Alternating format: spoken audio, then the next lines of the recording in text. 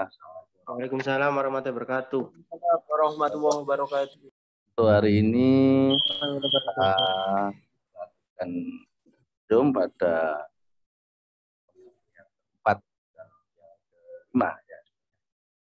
Jadi apa namanya, untuk presentasi saya untuk hari ini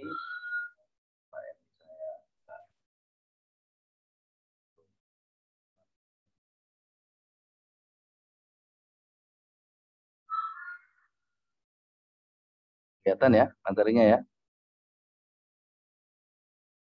Resi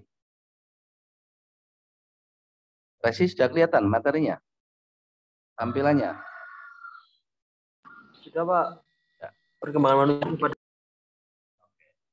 Jadi untuk perkembangan manusia pada dimensi pengetahuan. Jadi memang sebuah keniscayaan bagi kehidupan segala makhluk di dunia ini adalah perubahan. Sehingga semua materi itu memang mengalami perubahan. Artinya pada bentuk apapun yang namanya manusia ini akan memang paling sempurna emang ya. Tetapi ia mengalami beberapa perubahan kehendak alamiah sebagai kuasa dari Tuhan. Di perubahan dapat dialami oleh setiap manusia, baik individu maupun koloni, kelompok. Di perubahan dapat berubah menuju hal-hal yang baik maupun hal-hal yang jelek. Di perubahan tidak hanya mengetahui materi atau sesuatu yang bersifat kebendaan, perubahan juga mengenai cara mempertahankan hidup, perubahan cara berpikir kita. Jadi seperti teman-teman sekalian ini selalu mengalami perubahan dalam hal pemikiran. Nah, di sini coba akan saya sampaikan menurut pandangannya Comte bahwa perkembangan manusia itu berlangsung pada 3 tahapan.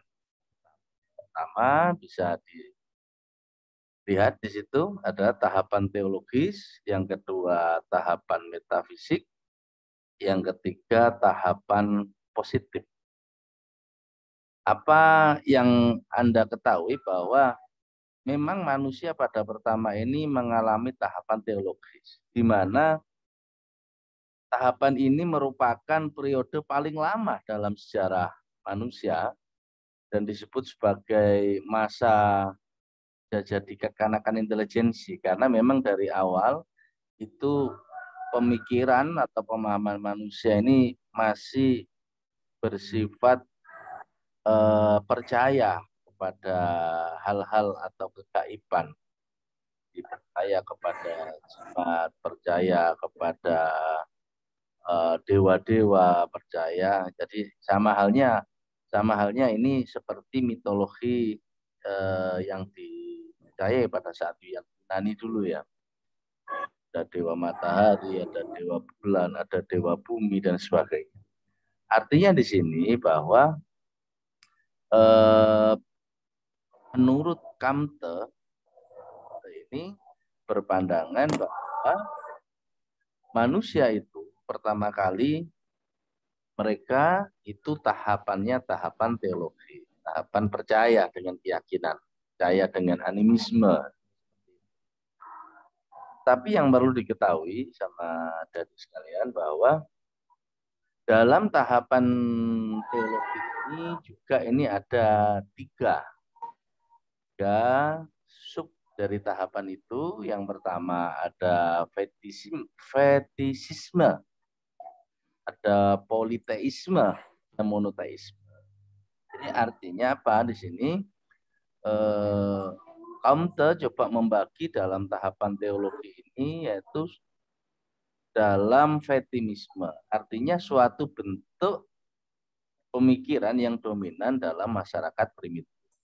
Jadi kepercayaan pada semua benda memiliki kelengkapan, kekuatan, hidup sendiri. Jadi kayak roh-roh itu, dan manusia pada tahap ini mempercayai jimat atau kebendaan. Di fase awal dalam sistem teologis ini digambarkan sama Kamte bahwa memang awal pemikiran dari manusia pada dimensi pengetahuan itu mempercayai hal-hal yang gaib. Jadi beda, jangan disamakan kayak putusan-putusan kita ya, kayak Rasulullah ini dapatnya dari wahyu, bukan dari hal-hal yang sifatnya animisme maupun sebelum saya sampaikan nanti ulasan teologi seperti apa, metafisik seperti apa, tahap positif seperti apa. Kita coba mengenal Kamte dulu. Siapa sih Kamte ini? Di Kamte ini nama lengkapnya dia Auguste Kamte, merupakan filosof dan warga negara Prancis yang hidup di abad ke-19 setelah revolusi Prancis yang dikenal itu. Dia lahir di Montpellier, jadi Prancis pada tanggal 19 Januari 1798. Dia belajar di sekolah Politeknik di Paris, tetapi ia dikeluarkan karena dia seorang pendukung Republik, sedangkan sekolahnya adalah royalistis. Adapun Kamte ini di era-era abad ke-19 memang mendapat gelar Bapak Sosiologi tahun 1798 sampai Kamte ini meninggal pada 5 September 1857 Paris. Kamte ini meninggalnya akibat ada kanker di perutnya. Augustus Kamte ini menerima dan mengalami secara langsung akibat negatif secara langsung revolusi tersebut, khususnya di bidang sosial, ekonomi, politik, dan pendidikan. Sehingga dalam filsafat, Kamte ini memang dikenal sebagai aliran positivisme. Di aliran positivisme ini selalu menggunakan akal logika yang dikedepankan, mitologi atau mitos-mitos yang dikedepankan. Artinya pada saat itu memang bukan hanya Kamte, tetapi di era 400 sebelum ada Kamte ini, di masa keislaman itu ada yang namanya filsuf Ibnu Khaldun. Ibnu Khaldun juga sama. Beliau membagi dalam 3 tahapan perkembangan pengetahuan. Ya, ini ada yang pertama itu naturalis. Naturalis itu bersandarkan dengan alam semesta. Ada humanis. Humanis itu dalam perspektif fenomena sosial. Ada evaluatif atau ini ada samaan. Artinya apa yang dibangun oleh Kamte ini juga sudah dilakukan 400 sebelumnya itu oleh Ibnu Khaldun. Kalau nanti bicara Ibnu Khaldun bisa kita jelas ulang di dalam sebenarnya judulnya.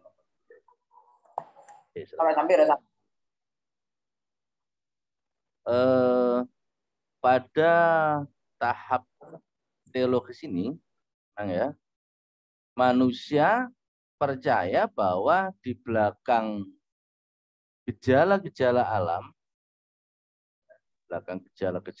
ini terdapat kuasa-kuasa adikodrati yang mengatur fungsi dan gerak gejala-gejala tersebut. Di kuasa-kuasa ini dianggap sebagai makhluk yang memiliki rasio dan kehendak seperti manusia. Tetapi orang percaya bahwa mereka berada pada tingkat lebih tinggi daripada makhluk. Di pada taraf pemikiran ini, yang pertama tahap paling primitif di mana orang menganggap bahwa segala benda itu bersih. Nah ini kalau kita melihat sejarah perkembangan di Pulau Jawa juga seperti itu. banyak mereka masih memakai paham-paham teologis, jadi percaya kepada kebendaan. Apakah yang disampaikan si Kamte ini sesuai enggak dengan realitas hari ini? Apakah hari ini praktek-praktek sosial, ya khususnya ini warga pemerintahan, kalau kita lihat dimensi pemerintahan, ada juga sebagian besar mereka masih mempercayai sesuatu yang dianggap dia bisa dipercayai merubah tatanan pola masyarakat. Tetapi di sini dari uraian yang disampaikan Kamte ini, manusia ini selalu mengalami pergeseran. Oke, kita lihat selanjutnya ya. Bahwa dalam ini ketiga, dalam tahapan di mana pada tahapan ini orang mengganti dewa dengan sebuah tokoh tertinggi, yaitu dalam monoteisme. Pada tahap ini manusia mengarahkan pandangannya kepada hakikat batiniah. Di sini manusia percaya kepada kemungkinan adanya sesuatu yang mutlak. Artinya di balik setiap kejadian tersirat adanya maksud. Ini yang disampaikan oleh Kamte bahwa pertama kali yang diyakini oleh pemikir-pemikir manusia itu adalah mengedepankan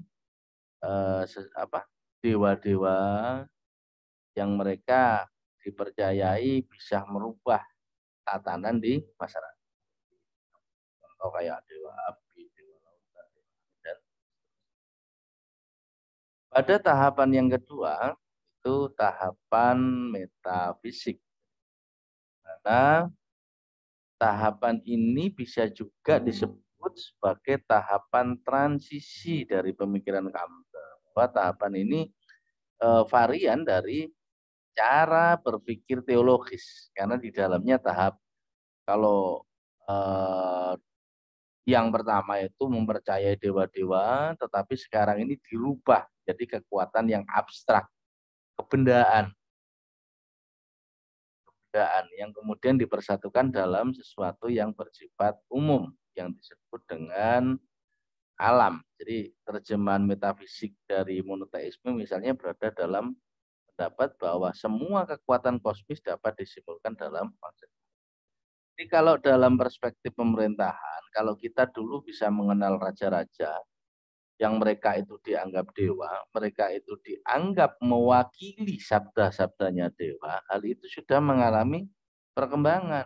Jadi kalau masa era-era sekarang ini kan tipe-tipe atau model seperti itu sudah tidak berlaku. Yang dikedepankan tetap kehendak rakyat melalui jalan musyawarah. Jadi kayak pemimpin juga ada konstitusinya, sudah ada undang-undangnya juga. Mereka tidak bisa seenaknya saja.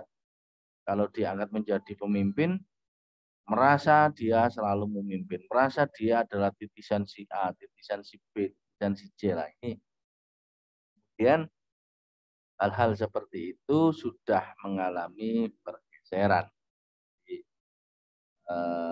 apa yang disampaikan oleh Kamte ini tadi memang eranya panjang. Jadi era-era teologi itu panjang sekali, kayak era di Mesir, kayak era-era jauh sebelum Masehi ini masih menggunakan cara-cara seperti itu. Kayak kalau lihat film-film Chinese itu ya di era pemerintahnya selalu menganggap bahwa keyakinan mereka terhadap sesuatu yang tidak nampak ini dianggap mampu merubah suasana, penyakit, apa macam. Tapi ini kalau kita melihat filsuf, itu ada Ibu Sina juga.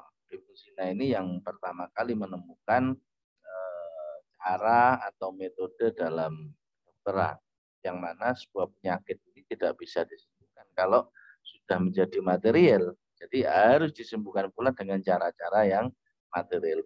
Jadi dilakukan ada tindakan, ada operasi, ada bedah dan sebagainya. Ternyata itu bisa berubah pandangan masyarakat pada saat itu. Selanjutnya bisa dilihat di masa-masa pertengahan pada saat itu juga bahwa di era Prancis atau Jerman, jadi contoh kayak Max Weber pada saat itu, di mana mereka menentang sekali pemikiran-pemikiran pemerintahan pada saat itu didominasi oleh Dewan Gereja, yang mana siapapun yang menjadi pemimpin, siapapun yang diangkat untuk menjalankan roda pemerintahan, kalau tidak ada rekomendasi dari Dewan Gereja, mereka tidak akan bisa. Jadi, dominasi sepenuhnya itu ada pada gereja-gereja itu yang dianggap dianggap kebenarannya ada di, sehingga lambat laun hal itu juga terjadi perubahan. Selanjutnya dari tahap yang ketiga, ya, tahap yang ketiga itu ada tahap positif. Ini filosofi yang dibangun oleh si Comte ini kan positivisme. Filsafat positivisme merupakan salah satu aliran filsafat modern yang lahir pada abad ke-19. Dasar-dasar filsafat ini dibangun oleh atasannya Comte, ya, Saint-Simon, ada Hegel, tetapi itu dikembangkan dan diviralkan oleh si Comte ini di era abad ke-19. Dan yang menjadi titik tolak dari pemikiran positivisme ini adalah apa yang telah diketahui adalah yang faktual dan positif, sehingga metafisik ditolaknya, sehingga yang dikedepankan adalah nalar logik berpikir kayak Thomas Kuhn. Nah, itu ada juga kayak Descartes dengan jargonnya cogito ergo sum itu. Jadi ketika aku berpikir maka aku ada. Ketika orang melakukan eh, melakukan pemikiran-pemikiran atau mereka melakukan langkah, dari menurut Descartes ini, ya, mereka ada. Kalau orang nggak berpikir maka akan stagnan. Kalau mereka tidak melakukan perubahan maka akan tidak ada perubahan pula. Banyak yang filsuf-filsuf lain juga hampir ada kemiripan dengan si Comte ini. Tapi tiga tahapan yang dibangun Comte ini sudah viral dan itu sudah diakui sama dunia. Memang Comte ini dijadikan sebagai bapak sosiologi. Padahal sebelumnya masih ada Ibnu Khaldun, masih ada, ya, siapa, Descartes, masih ada Saint-Simon ini yang mengembangkan filsafat positif. Jadi di sini yang dimaksud dengan positif adalah segala gejala yang tampak seperti apa adanya. Jadi sebatas pengalaman objektif. Jadi setelah fakta diperoleh, fakta-fakta tersebut diatur sedemikian rupa. Artinya di sini bahwa aliran positivisme ini, kalau kita menguji sebuah kebenaran, itu harus ada metodologinya. Seperti pertemuan kita sebelumnya, bagaimana kita mengurai ilmu pengetahuan. Jadi ilmu pengetahuan itu kan ada syarat-syaratnya memang di situ. Tidak semuanya dianggap ilmu pengetahuan. Kalau tidak menempuh syarat-syarat itu, berarti masih dianggap sebuah pengetahuan saja. Tersistematis dia. Ada metodologinya yang dipakai. Universal, dapat dipertanggungjawabkan. Jadi sesuatu premis yang tidak dapat dipertahankan otomatis masih belum disebut sebagai ilmu pengetahuan. Jadi pengetahuan kemana ada sistematis, ada metodologinya, ada universal, bisa dipertanggungjawabkan, dan metode yang dipakai di sini bisa jadi dua cara, ada yang kualitatif, ada yang kuantitatif. Ada yang mereka observasi langsung ke lapangan untuk pembuktian itu, ada yang menggunakan angka-angka statistik. Sehingga kita menamakan perubahan di masyarakat ini memang selalu berubah. Jadi mulai masuk dari semester 1 sampai sekarang ini sudah terjadi.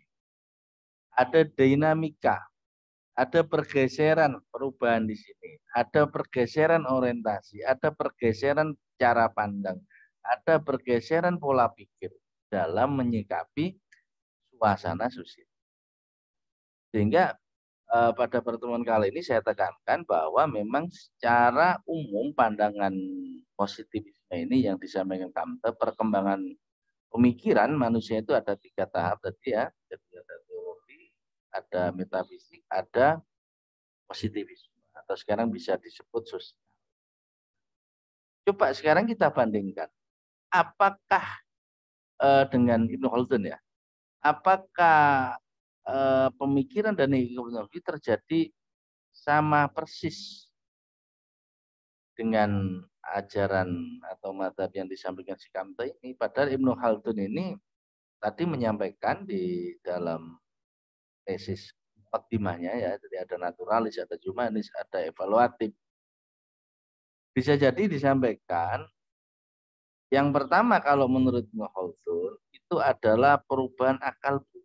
Jadi yang pertama kali itu dikasih simbol tamyiz. Jadi tamyiz ini orang yang masih belum labil akal budinya. Kayak kita melihat masih kekanak-kanakan. Jadi kalau contoh anak-anak kita, anak-anak masih kecil ya, masih berapa bulan, 1 tahun, apa saja itu dimakan. Jadi ngelihat benda yang di depan itu kayak makan semua. Makanya ditegaskan dalam tesnya Ibnu Khaldun itu bahwa yang namanya tamyiz ini masih belum mampu membedakan. Nafsu hewaninya ini masih tajam sehingga apa saja itu dimakan. Pokoknya intinya makan. Ini perbedaan cara pandangnya. Dan kedua itu dinamakan at-tajribi. Tajribi ini mereka sudah mengenal tapi belum mengerti. Hanya mengetahui saja. Jadi kayak perkembangan manusia ini ya, teori anatomi ini dari kecil bisa berjalan melangkah dan sudah bisa berpikir. Tetapi apakah kemudian di era berpikir ini sudah sempurna apa belum? Ini masih mengalami beberapa tahap. Ya kayak teman-teman ini mengisi pemikiran-pemikiran itu dengan cara belajar, dengan baca, dengan cara diskusi. Ini sudah merupakan sebuah perubahan. Dan yang terakhir disampaikan oleh Ibnu Khaldun ada yang namanya an-nazari. Jadi ini gabungan. Sehingga sudah menggunakan rasio. Sudah bisa mempertimbangkan baik buruknya. Sudah mampu melihat fakta-fakta sosial itu menggunakan teori-teori yang ada. Nah, sekarang coba kita kembali kepada masyarakat IP ini semester 3. Apakah di dalam pemikiran Anda melihat sebuah kejadian sekarang ini menggunakan metode atau hanya kira-kira? Kalau menggunakan metodis berarti kita ini harus memahami kayak yang sudah pernah saya sampaikan bagaimana ontologinya, bagaimana epistemologinya, baru kemudian ada aksiologinya. Kalau ontologinya aja nggak memahami, apa hakikat dari program itu, apa hakikat dari tujuan itu, bagaimana kita bisa melakukan aksiologi. Yang dalam filsafat itu penting untuk diterapkan, diaplikasikan baik dalam pemerintahan, baik dalam bentuk organisasi atau bernegara. Sehingga kalau kita melihat fakta-fakta sosial yang ada pemerintahan desa, ada pemerintahan daerah, ada kota ya. Mereka tidak memahami esensi dari ontologinya. Apa sih fungsinya pemerintah? Mereka masih menganggap bahwa saya ini harus dilayani. Ada yang diperintah, ada yang saya perintah. Nah, pertanyaannya yang diperintah ini siapa? Apakah rakyat ini memerintah kepada pejabat, apa pejabat yang memerintahkan pada rakyat. Sehingga kalau dalam tahap filsafat, memang pelaku pemerintahan atau bisa dinamakan governance-nya, ini kalau tidak memahami itu susah, konyol. Untuk menentukan kebijakan mereka tidak tahu. Untuk menentukan langkah ke depan mereka nggak tahu. Selalu yang dikedepankan adalah materi. Bagaimana ini materinya? Berapa saya keuntungan? Saya dapat berapa kalau proyek itu jalan? Saya dapat setoran berapa persen? Padahal secara ontologi tujuannya ini apa? Mensejahterakan rakyat.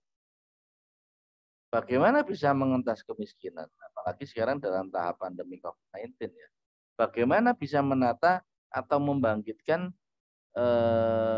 suasana kebatinan masyarakat ini di era pandemi?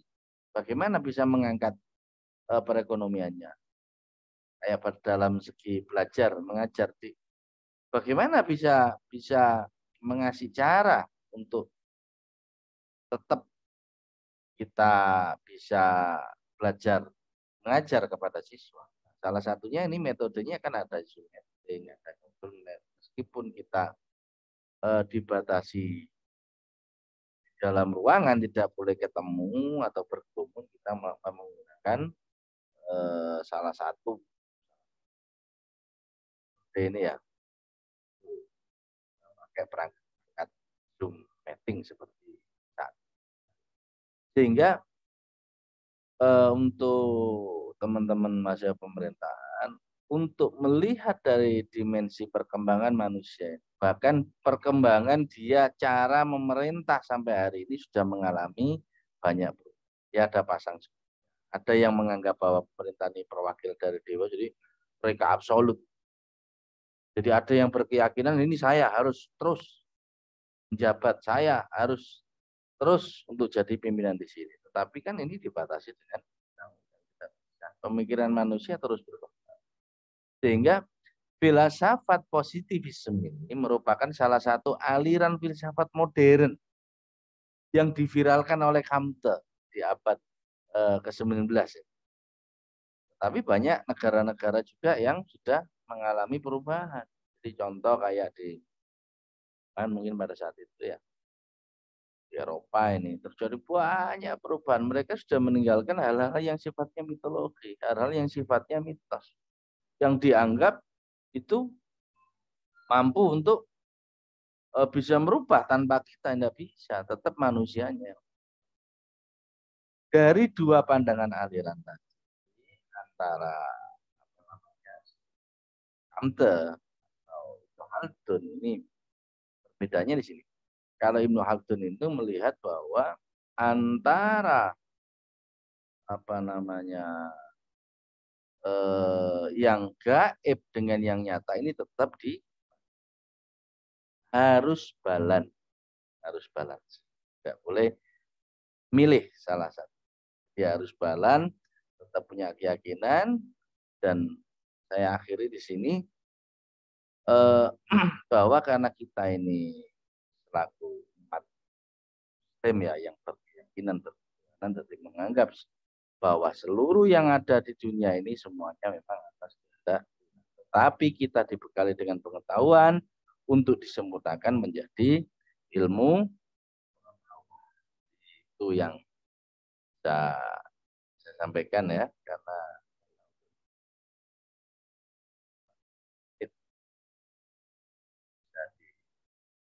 kami. Di sementara itu yang bisa saya sampaikan, barangkali ada yang ditanyakan untuk teman-teman yang lainnya, silakan.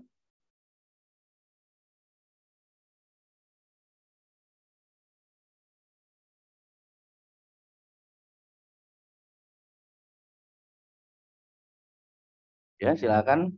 Yang lainnya, Julita.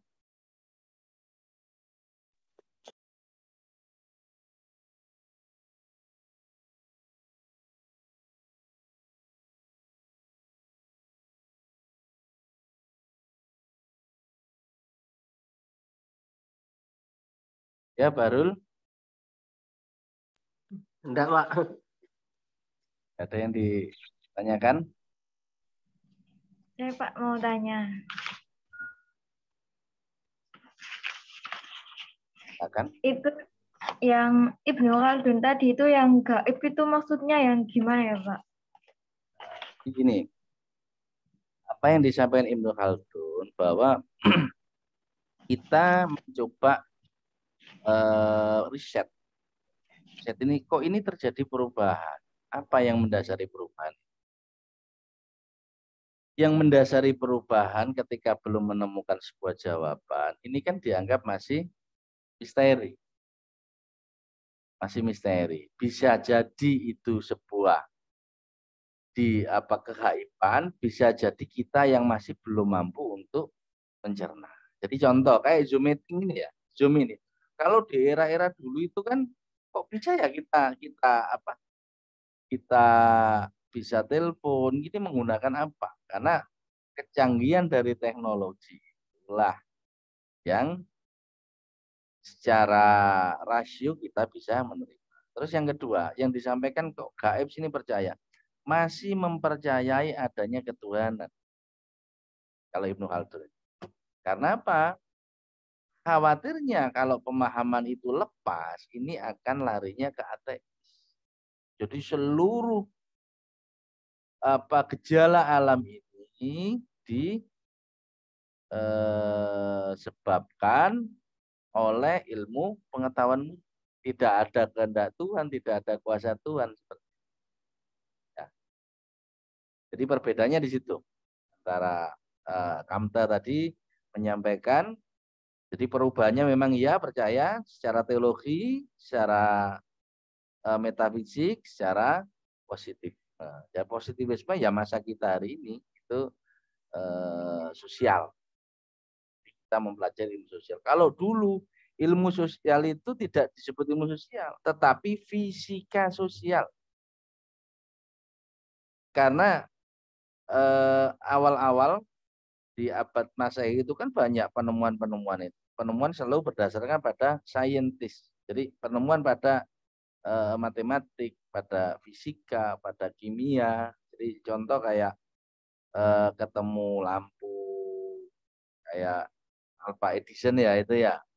Kayak penemu apalagi ya Einstein itu E sama dengan MC kuadrat itu. Nah, mereka riset-risetnya selalu yang matematik, fisika, kimia. Tapi setelah terjadi perubahan, ini sudah bahasanya fisika sosial. Jadi hari ini kita di era sosial, di era bahasanya Kamta positif. Tapi bahasanya bahasanya dari Ibnu Khaldun tadi itu evaluatif, harus kritis kita ini terhadap perubahan. Jadi seperti itu. Ya. Oke. Yang lainnya?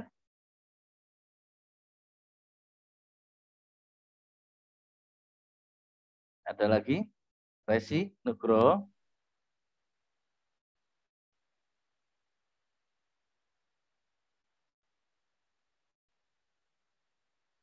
Ya, Resi silakan.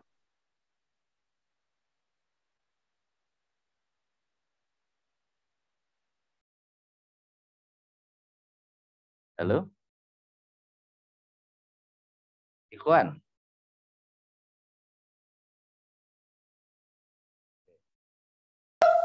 Jadi gini Pak, saya masih penasaran tentang pemikiran bersahaja atau primitif di mana orang menganggap berbeda. Lah yang dimaksud pemikiran bersahaja itu gimana? Mungkin bisa diperjelas lagi Pak. Terima kasih. Ya.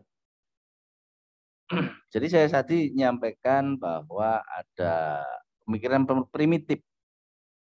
Jadi primitif ini pemikirannya itu masih di kotak.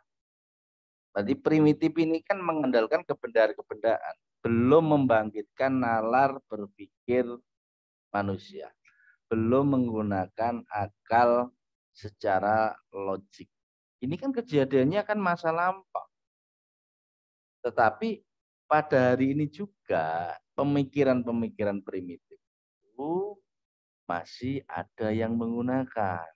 Artinya bersahaja ini kan gunakanlah akal sehat yang logik yang didasarkan pada ilmu pengetahuan. Ada sistematis, metodis, ada metodologinya, universal, dapat dipercaya dan dipertanggungjawabkan. Sehingga kalau Resi kepingin bersaja, ya ungkapkan, sampaikan pemikiran-pemikiran itu, tetap tidak boleh asbun, harus ada dasarnya. Dasarnya apa? Seperti itu Resi ya. Iya Pak, siap-siap. Berarti termasuk belum labil gitu ya? Masih Ya, labil itu maksudnya ya Pak? kalau istilah Ibnu Khaldun tadi kan tamyiz, ini masih labil. Tidak bisa ngontrol dirinya. Contoh kalau secara verbal anak kecil itu kan ngompol sendiri. Jadi dia masih belum bisa mengontrol di situ dirinya. Kapan waktunya makan, kapan tidur, kapan buang air kecil, kapan buang air besar lah. Itu dalam konteks verbal. Tapi ditekankan di sini, jangan sampai pemikiran kita ini primitif. Artinya cara pandang kita ini jangan primitif. Jangan hanya merasa besar di lokal, tetapi coba keluar Anda. Contoh teman-teman di Prodi, jangan merasa besar di situ. Coba kamu keluar, coba kamu ke kampus yang lain. Studi banding. Jadi ada istilah bagi kata dalam tempurung ya. Mereka menganggap dirinya besar, tapi ketika keluar mereka terkencing-kencing melihat fenomena sosial yang terjadi. Seperti itu, Resi ya. Kira-kira bisa diterima teman-teman semuanya? Iya Insya Pak, Allah. bisa. Iya Pak. Oke. Ada lagi yang ditanyakan? Nanti untuk ke depan kita akan membahas hakikat dari ilmu pengetahuan. Atau nanti kita akan bahas filsuf-filsuf modern, ya, kayak Descartes itu tadi, coba kita urap kayak apa, Ibnu Sina. Ini di pertemuan depan kita bisa bahas. Kalau Zoom meeting ini kita bisa ada rekamannya, dan mohon untuk di e-learningnya juga dibuka supaya teman-teman bisa save ya, save materi-materi yang sudah bahasan share itu. Saya kira itu. Ya. Ada lagi yang lainnya?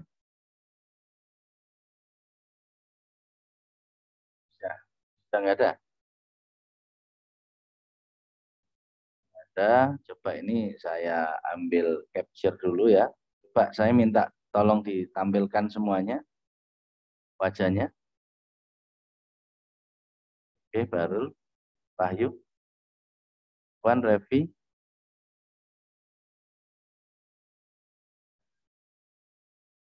Tampilkan.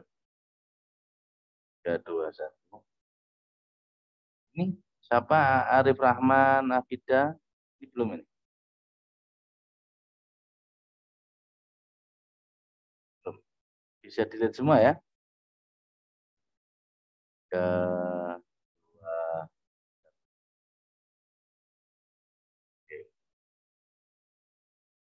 Oke, sekian, terima kasih untuk semuanya. Kita bisa ketemu di pertemuan nanti yang akan datang, dan nanti kalau pertemuannya Pak Hasan ini Zoom, nanti bisa luring, kita daring, kita luring, daring luring gitu ya.